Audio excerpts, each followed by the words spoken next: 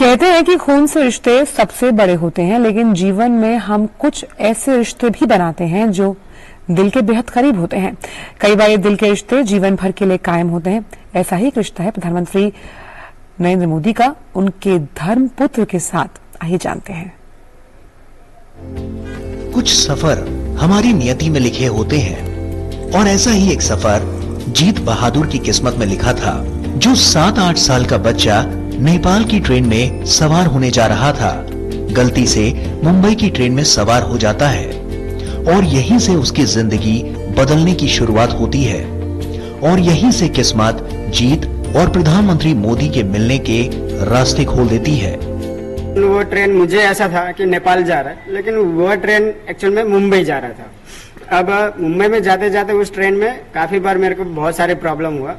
उस बीच में एक बड़ौदा के गुजरात के एक अमीबेन शाह करके है, उन्होंने टीटी से बात किया और मेरे को काफी सपोर्ट किया और वहां से उनके साथ में लेके गए और उन्होंने मुझे अहमदाबाद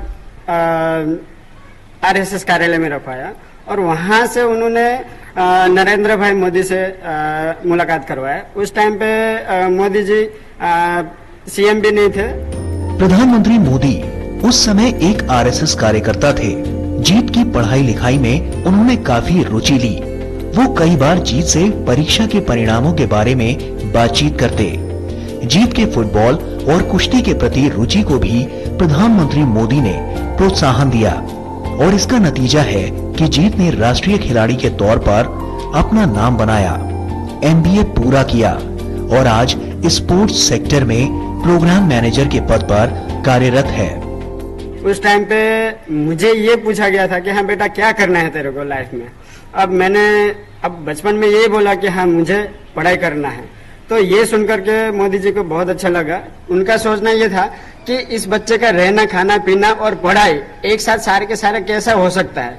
तो उस हिसाब से उन्होंने संस्कार धाम में मेरा रहने खाने पीने का और एजुकेशन का इंतजाम करवाया। जीत के अपने घर अपने परिवार को खोजने की तलाश को प्रधानमंत्री मोदी ने पूरा किया। प्रधानमंत्री मोदी ने जीत के गांव माँ बाप का पता लगाया और सभी दस्तावेजों की जांच करने के बाद जीत को खुद उनके परिवार से मिलाया। 17-18 साल बाद नसीब हुआ ये एक ऐसा पल था जिसकी आशा जीत के जहन में धुंधली पड़ती जा रही थी। 17-18 साल तक मैं घर नहीं गया क्योंकि इसलिए नहीं जा पाया, मुझे एड्रेस और वो नहीं पता था। करीब 2012-13 में मोदी साहब ने मेरे घर का पता लगवाया, सब पता करवाया कि कहाँ रहते हैं और इवन कि ऐसा नहीं कि यूं ही उनको मेरे घर पे सौंप दे, क्या प्रूफ है।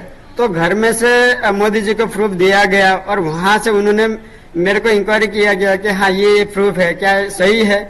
उसके बाद ही उन्होंने मुझे घर पे पहुंचाया। जीत आज भी उस दिन को याद करते हैं जब वो एक आरएसएस के आम कार्यकर्ता को मिले थे, जिससे उनका एक अटूट रिश्ता जुड़ गया और ये रिश्ता आज भी कायम है।